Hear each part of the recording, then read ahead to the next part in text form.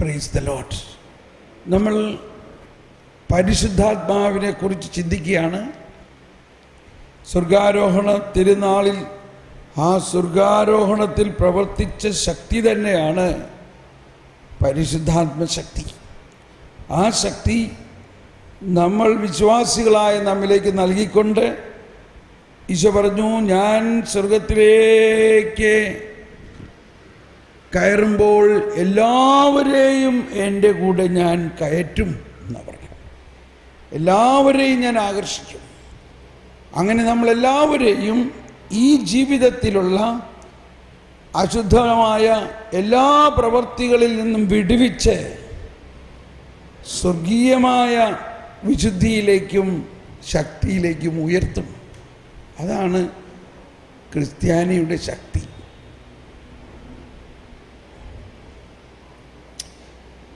എന്തിനു പറയാം, ആ ശക്തിയൊക്കെ അവിടെ വെച്ചിട്ട് നമ്മൾ ഇവിടുത്തെ കാര്യങ്ങളാണ് അധികം പഠിക്കുന്നത്. അതാണല്ലോ നമ്മൾ പറഞ്ഞത്. അതുകൊണ്ടാണ് ഇപ്പോൾ ഇതൊക്കെ കേൾക്കുമ്പോൾ നിങ്ങൾക്ക് എന്തോ ഇതൊന്നും ഇന്നേ വരെ കേൾക്കാത്ത മാതിരി തോന്നണത്. നമ്മൾ കേട്ടിട്ടുണ്ടോ? ഉയർത്തെഴുന്നേറ്റ കർത്താവിൻ്റെ ആ ശക്തി തന്നെയാണ് വിശ്വാസിയായ നമ്മിലൊഴുകണമെന്ന്. അതാണ് വാസ്തവത്തിൽ.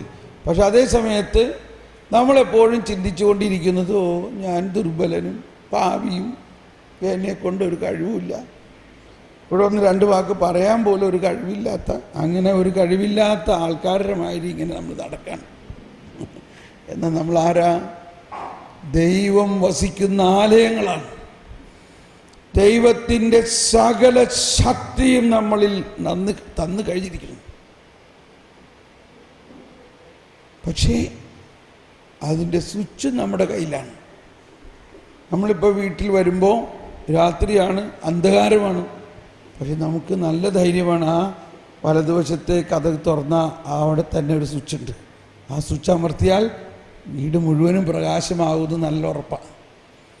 അതുപോലെ ഒരു കാര്യമാണ്, നമ്മളിൽ ദൈവം മുഴുവനായി നിറഞ്ഞു നിൽപ്പുണ്ടെങ്കിലും നമ്മൾ സ്വിച്ച് ഇടുമ്പോഴാണ് ഇത് ഓണാവുന്നത്, ഓഫാവുന്നത്.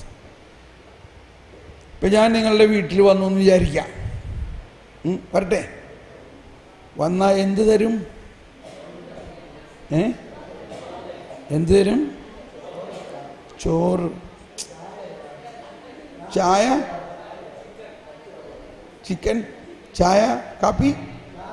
അപ്പം ആദ്യം ചോദിക്കും, നിങ്ങൾ എന്ത് വേണം സാറേ കുടിക്കാൻ? ഇല്ലേ, ചായ വേണോ, കാപ്പി വേണോ, നാരങ്ങ വെള്ളം വേണോ? ഇതാ നാരങ്ങ വെള്ളം വന്നു.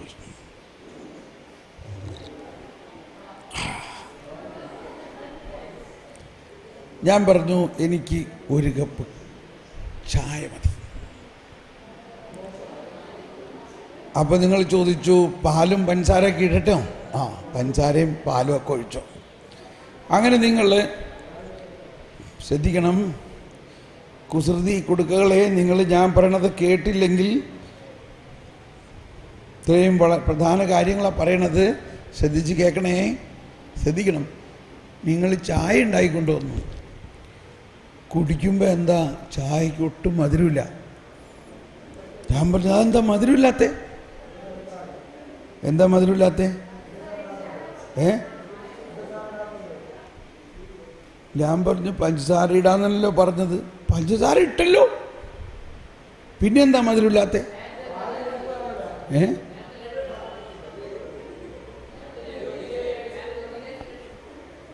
ഇവർ പറയണത് എനിക്ക് മനസ്സിലാവുന്നില്ലല്ലോ. എന്താണ്? നിങ്ങൾ ഇങ്ങോട്ട് നോക്കി പറയാം, എൻ്റെ മുഖത്ത് നോക്കി പറഞ്ഞേ, എന്തുകൊണ്ടാണ് പഞ്ചസാര ഇട്ടിട്ടും ചായക്ക് മധുരമില്ലാത്തത്? പറയും. ഫ്രണ്ട് റോയിൽ ആരെങ്കിലും പറയാമോ? ആരുമില്ല. സെക്കൻഡ് റോയിൽ, തേർഡ് റോ, ഫോർത്ത് റോ.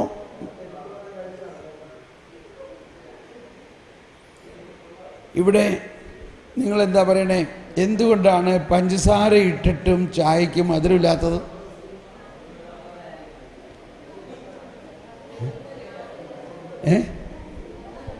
പഞ്ചസാര ഇട്ടു ചായയിൽ, പക്ഷെ മധുരമില്ല കുടിക്കുമ്പോൾ. ഇവിടെ നിങ്ങൾ ആരെങ്കിലും പറഞ്ഞ ഉത്തരം?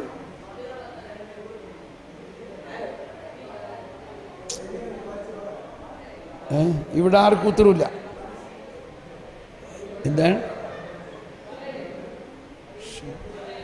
ഇവിടെ നിങ്ങൾ അങ്ങോട്ടും ഇങ്ങോട്ടും ഇങ്ങനെ പറഞ്ഞ് പട്ടി കുരയ്ക്കണമാതിരി കുരച്ചാലേ എങ്ങനെയാ മനസ്സിലാവണേ? നിങ്ങൾ ഇങ്ങോട്ട് നോക്കി പറയും, ലിസൺ, ഹലോ. നിങ്ങൾ അങ്ങോട്ടും ഇങ്ങോട്ടും ഇപ്പോൾ സംസാരിച്ചു കൊണ്ടിരിക്കുകയാണെങ്കിൽ ഞാനിന്ന് ഇവിടെ നിർത്താം. എന്ത് വേണം? നിങ്ങൾ സംസാരിക്കണോ ഞാൻ സംസാരിക്കണോ?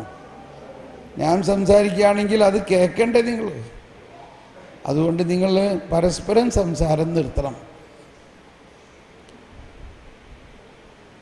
ആരെങ്കിലും ഈ പറഞ്ഞ ചോദ്യത്തിന് ഉത്തരം ഉണ്ടെന്ന് തോന്നുന്നവർ ഒന്ന് കരമുയർത്താമോ? ആരാണ് അതിന് ഉത്തരം പറഞ്ഞത്? പഞ്ചസാര ഇട്ടിട്ടും ചായയ്ക്ക് എന്തുകൊണ്ട് മധുരമില്ല? അതിനുത്തരം ഉള്ള ഒരാളൊന്ന് കൈപൊക്കിയേ. ആർക്കും ഉത്തരവില്ല. ഉത്തരവുണ്ടോ? ആർക്കില്ല. ഇവിടെ അതിനുത്തരം അറിയാവുന്നവരൊന്ന് കൈവെക്കാമോ? പഞ്ചസാര ഇട്ടിട്ടും ചായയ്ക്ക് മധുരമില്ല, കാരണം എന്താണെന്ന് പറയാൻ കഴിയുന്നവർ കൈവെക്കാമോ? ആരുമില്ല. ഇത്ര വലിയൊരു സംഭവമൊന്നുമല്ല, നിസ്സാര കാര്യമാണ്. എന്താ?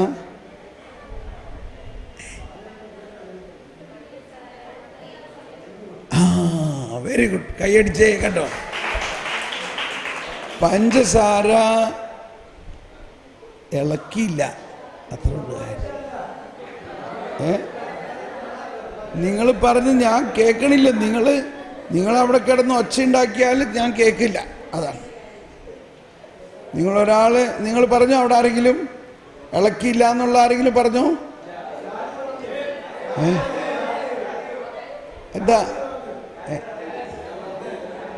എന്താ അവിടെ പറഞ്ഞത്?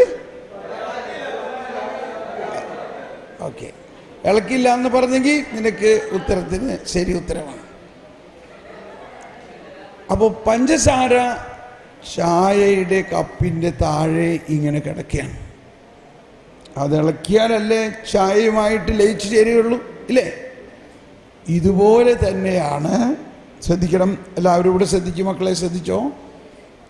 ഇപ്പം വളരെ എളുപ്പം മനസ്സിലായില്ലേ? ചായയിൽ പഞ്ചസാര ഇട്ടു, പക്ഷെ അത് ലയിപ്പിച്ച് ചേർത്താൽ മാത്രമേ ചായയ്ക്ക് മധുരം ഉണ്ടാവുകയുള്ളൂ. എന്ന പോലെ മാമോദീസായിലൂടെ നമ്മളെല്ലാവരിലും പരിശുദ്ധാത്മാവിന് നൽകപ്പെട്ടിട്ടുണ്ടെങ്കിലും ഈ പരിശുദ്ധാത്മാവ് നമ്മുടെ ജീവിതവുമായിട്ട് ലയിച്ചു ചേർന്നാൽ മാത്രമേ നമ്മുടെ ക്രിസ്തീയ ജീവിതം വിശുദ്ധിയിലും ജ്ഞാനത്തിലും വിവേകത്തിലും ശക്തിയിലും വീര്യമുള്ള ഒരു ജീവിതമാകുള്ളൂ. ക്ലിയറായില്ലേ? ഇത് നമ്മളുടെ കയ്യിലെല്ലാം ഉണ്ട്, നമുക്കെല്ലാം തന്നിട്ടുണ്ട്. നമ്മൾ ഇന്നലെ മനസ്സിലായി, ത്രിത്വൈക ദൈവം തന്നെ നമ്മളിൽ വസിക്കുന്നു. നമ്മൾ ദൈവ മക്കളാണ്. നമ്മുടെ സ്വർഗീയ അപ്പച്ചൻ നമുക്ക് വേണ്ടതെല്ലാം തരുന്നു. പക്ഷേ അത് നമ്മളുടെ ജീവിതവുമായിട്ട്, നമ്മുടെ ആത്മാവുമായിട്ട്, നമ്മുടെ മനസ്സുമായിട്ട്, നമ്മുടെ ചിന്തകളായിട്ട്, നമ്മളുടെ ജീവിതവുമായിട്ട് ലയിച്ചു ചേരണം. Price the Lord. ഇപ്പം നിങ്ങൾക്ക് തന്ന വ്യക്തിപരമായ പ്രാർത്ഥനാ കടലാസ് നിങ്ങൾ ഒരു പ്രാവശ്യം വായിച്ചോ? ഇന്നലെ അത് വായിച്ച് പ്രാർത്ഥിക്കുകയാണെങ്കിൽ അതിൽ കൃത്യമായ എങ്ങനെയാണ് ഈ പരിശുദ്ധാത്മാവ് നമ്മളിൽ ലയിപ്പിക്കുന്നതെന്ന് എന്നുള്ളതിൻ്റെ ഒരു കഥയാണത്. ഒരു വാസ്തവമാണ്, കഥയല്ല, വാസ്തവം. ആ ലയനത്തിൻ്റെ ആദ്യ ഭാഗത്തിൽ പരിശുദ്ധാത്മാവ് നമ്മളെ ശുദ്ധീകരിക്കും. അടുത്ത ഭാഗത്തിൽ പരിശുദ്ധാത്മാവ് നമ്മളെ ശക്തീകരിക്കും. അങ്ങനെ ഒരുപാട് കാര്യങ്ങൾ ചെയ്യും.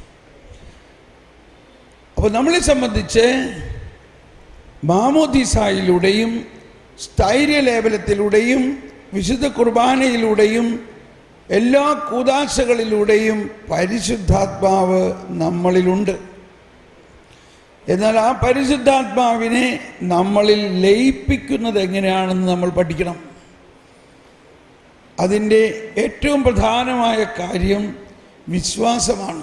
പരിശുദ്ധാത്മാവിൽ ഞാൻ വിശ്വസിക്കുന്നു എന്ന് വിശ്വാസ പ്രമാണത്തിൽ നമ്മൾ പറയുമ്പോൾ തന്നെ പറയുന്നുണ്ട്, പിതാവിൽ നിന്നും പുത്രനിൽ നിന്നും ഉത്ഭവിക്കുന്നവനും പിതാവിനോടും പുത്രനോടും സമനായവനും പിതാവിനോടും പുത്രനോടുമൊപ്പം ആരാധിക്കപ്പെടുന്നവരും ജീവദാതാവുമായ പരിശുദ്ധാത്മാവിൽ ഞാൻ വിശ്വസിക്കുന്നു.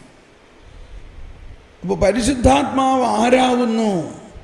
പരിശുദ്ധാത്മാവിനെ പ്രാവിൻ്റെ രൂപത്തിലും വെള്ളത്തിൻ്റെ രൂപത്തിലും അഗ്നിനാളത്തിൻ്റെ രൂപത്തിലെല്ലാം ഉണ്ട്. അതെല്ലാം രൂപം, അതെല്ലാം ചിഹ്നങ്ങളാണ്. എന്നാൽ പരിശുദ്ധാത്മാവ് ഒരു വ്യക്തിയാണ്, ത്രിത്വത്തിലെ മൂന്നാമത്തെ വ്യക്തിയാണ്.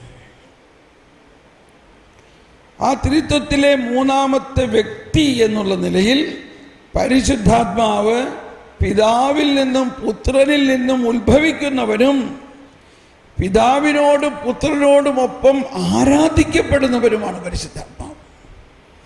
പരിശുദ്ധാത്മാവ് ദൈവം തന്നെയാണ്. അതൊരിക്കലും പരിശുദ്ധാത്മാവ് നമ്മളെ വിട്ടു പോകില്ല, ഒരിക്കലും വിട്ടു പോകില്ല. ചിലപ്പോഴെല്ലാം നമുക്ക് തോന്നും, നമ്മൾ വലിയ പാപങ്ങളൊക്കെ ചെയ്താൽ പരിശുദ്ധാത്മാവ് നമ്മളിൽ വസിക്കുമോ? തീർച്ചയായിട്ടും പാപം ചെയ്യുന്ന വ്യക്തികളിലും പരിശുദ്ധാത്മാവുണ്ട്. എന്തിനാണ്? പാപിയെ വിശുദ്ധീകരിക്കാൻ, നമ്മളിലുള്ള പാപത്തെ പാപബോധം നൽകി, പശ്ചാത്താപം നൽകി വിശുദ്ധീകരിക്കാൻ. അപ്പോൾ നമ്മൾക്ക് പരിശുദ്ധാത്മാവിനോട് നേരിട്ടും പ്രാർത്ഥിക്കാം. നമ്മൾ ഈശോയോട് പ്രാർത്ഥിക്കുന്നു, ഓ ഈശോയെ എൻ്റെ പ്രാർത്ഥന കേൾക്കണേ, ഓ ഈശോയെ എനിക്ക് അത് തരണേ, ഇത് തരണേ എന്ന പോലെ പരിശുദ്ധാത്മാവിനോട് നേരിട്ട് പ്രാർത്ഥിക്കാവുന്നതാണ്.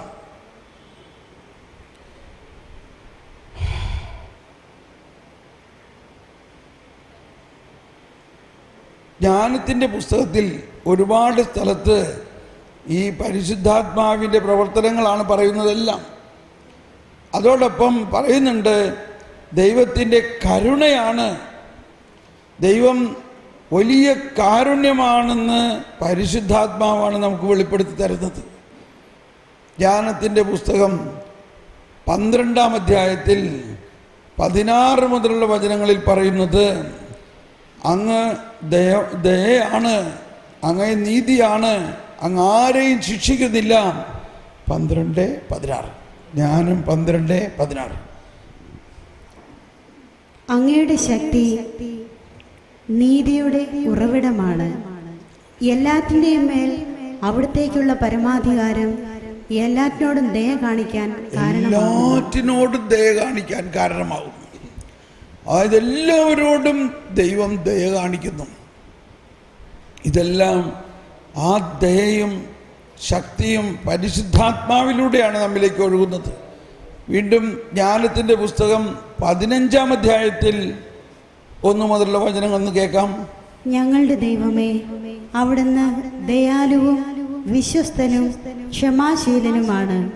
അവിടുന്ന് എല്ലാറ്റിനെയും കൃപയോടെ പരിപാലിക്കുന്നു. അതെല്ലാവരും ഏറ്റു പറയാമോ? ഈ ഭാഗം ഒന്ന് ഏറ്റു പറഞ്ഞ് പ്രാർത്ഥിക്കാം.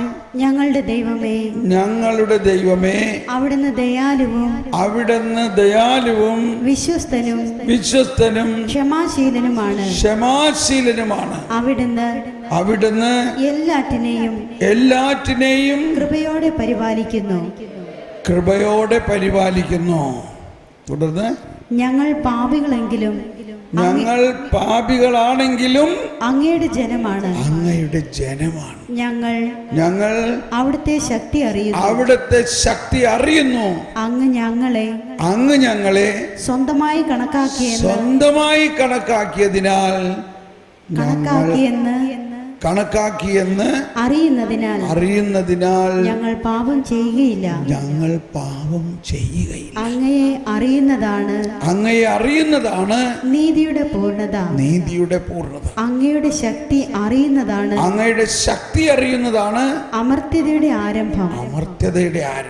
ഇതെല്ലാം പറയുമ്പോൾ പെട്ടെന്നൊന്നും മനസ്സിലാവില്ല, എങ്കിലും ഒന്ന് മനസ്സിലായി, പാപം ചെയ്യാൻ പറ്റാത്ത ഒരവസ്ഥയുണ്ടെന്ന്. ദൈവത്തിൻ്റെ കൃപയും പരിശുദ്ധാത്മ ശക്തിയും നമ്മിൽ നിറയുമ്പോൾ പിന്നെ നമുക്ക് പാപം ചെയ്യാൻ പറ്റില്ല. എന്തുകൊണ്ട് പറ്റില്ല? അങ്ങയുടെ ശക്തി, ദൈവത്തിൻ്റെ പരിശുദ്ധാത്മാവിൻ്റെ ശക്തി, ആ പരിശുദ്ധനായ ദൈവം നമ്മളിൽ നിറഞ്ഞു നിൽക്കുന്നത് കൊണ്ട് നമുക്ക് പാപം ചെയ്യാൻ പറ്റില്ല. അങ്ങനത്തെ ഒരവസ്ഥ നല്ലതല്ലേ, ഇല്ലേ? അതാണ് നമ്മൾ പരിശുദ്ധാത്മാവിനോട് പ്രാർത്ഥിക്കേണ്ടത്. ഒന്നുകൂടി ആ വചനം എല്ലാവരും ഏറ്റു പറയാം. 15-ാമത്തെ 1 മുതലുള്ള അധ്യായം 15, ജ്ഞാനത്തിൻ്റെ പുസ്തകം 15, 1 മുതലുള്ള ഈ വചനം ഒന്ന് ഏറ്റു പറയാം എല്ലാവരും. ഞങ്ങളുടെ ദൈവമേ, ഞങ്ങളുടെ ദൈവമേ, അവിടുന്ന് ദയാലുവും വിശ്വസ്തനും ക്ഷമാശീലനുമാണ്. അവിടുന്ന് എല്ലാറ്റിനെയും കൃപയോടെ പരിപാലിക്കുന്നു. ഞങ്ങൾ പാപികളെങ്കിലും അങ്ങയുടെ ജനമാണ്.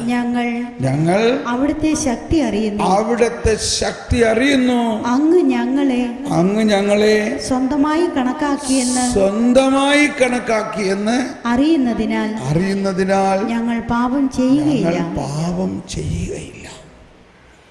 Price the Lord. പക്ഷേ ഇത് അത്ര എളുപ്പമൊന്നുമല്ല കേട്ടോ. എന്ന് പറഞ്ഞാൽ നമ്മൾക്ക് എന്തുണ്ടാവണം? ഇപ്പോൾ ദൈവം നമ്മുടെ സ്വന്തമാണ്, നമ്മൾ ദൈവത്തിൻ്റെ സ്വന്തമാണ്, നമ്മൾ ഒന്നാണ്, നമ്മൾ അത്രയും സ്നേഹമാണ് എന്ന് നമ്മൾ വിശ്വസിക്കുകയും, അങ്ങനെ നമ്മൾ വിശ്വസിക്കുമ്പോൾ ആ ദൈവിക ശക്തി എന്താണ്? കൃപ എന്ന് പറയുന്നത് ദൈവികത മാനുഷികതയിൽ ലയിക്കുന്നതിനെ കൃപയെന്ന് പറയും. അപ്പോൾ ഈ ദൈവിക ശക്തി പരിശുദ്ധാത്മാവിലൂടെയാണ് നമ്മളിൽ പ്രവർത്തിക്കുന്നത്. അപ്പോൾ ആ പരിശുദ്ധാത്മാവിൻ്റെ പ്രവർത്തനം ശക്തിപ്പെടുമ്പോൾ ദൈവിക ശക്തി നമ്മളിൽ നിറയും. അങ്ങനെ ദൈവിക ശക്തി നമ്മളിൽ നിറയുമ്പോൾ നമ്മൾ വിശുദ്ധിയിൽ നിറയുന്നു. നമ്മൾക്ക് പിന്നെ പാപം ചെയ്യാൻ സാധ്യമല്ലാത്ത അവസ്ഥ. അതാണ് പരിശുദ്ധാത്മാവിനാൽ നയിക്കപ്പെടുന്ന ജീവിതം എന്ന് പറയുന്നത്. ആത്മാവിനാൽ നയിക്കപ്പെടുന്ന അവസ്ഥ. അങ്ങനെ പരിശുദ്ധാത്മാവിനാൽ നയിക്കപ്പെടുന്ന ഒരു ജീവിതമാണ് ഈശോ നമുക്ക് വേണ്ടി നൽകുന്നത്. അതുകൊണ്ടാണ് ഈശോ അന്ത്യ അത്താഴത്തിന് ശേഷം പരിശുദ്ധാത്മാവിനെ കുറിച്ച് വിശദമായി നമ്മളെ പഠിപ്പിച്ചു. അതിൽ പറയുകയാണ് 14-ാമത്തെ അധ്യായത്തിൽ യോഹന്നാൻ്റെ സുവിശേഷം 14-ാം അധ്യായം 26-ാമത്തെ വചനത്തിൽ പറയുകയാണ്, ഞാൻ അയക്കുന്ന പരിശുദ്ധാത്മാവ് വരുമ്പോൾ എല്ലാ കാര്യങ്ങളും നിങ്ങളെ പഠിപ്പിക്കുകയും ഞാൻ നിങ്ങളോട് പറഞ്ഞിട്ടുള്ളതെല്ലാം നിങ്ങളെ അനുസ്മരിപ്പിക്കുകയും ചെയ്യും. ഒന്നെല്ലാവരും ഏറ്റു പറഞ്ഞേ. എന്നാൽ എന്റെ നാമത്തിൽ പിതാവയക്കുന്ന സഹായകനായ പരിശുദ്ധാത്മാവ് എല്ലാ കാര്യങ്ങളും നിങ്ങളെ പഠിപ്പിക്കുകയും ഞാൻ നിങ്ങളോട് പറഞ്ഞിട്ടുള്ളവയെല്ലാം നിങ്ങളെ അനുസ്മരിപ്പിക്കുകയും ചെയ്യും. Praise the Lord. സന്തോഷമായോ? പരിശുദ്ധാത്മാവ് എന്തൊക്കെ പഠിപ്പിക്കുന്നു? എല്ലാ കാര്യങ്ങളും. ഇതെൻ്റെ ജീവിതത്തിൽ വളരെ സ്വാധീനിച്ച ഒരു വചനമാണ്.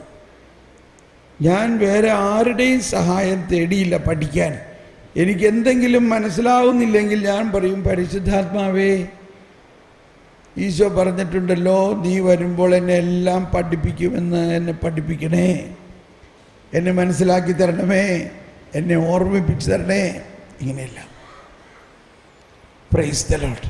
നിങ്ങൾ വളരെ ക്ഷീണിതരായി കാണുന്നല്ലോ. എന്നാൽ അല്പസമയം വിശ്രമിച്ചാലോ?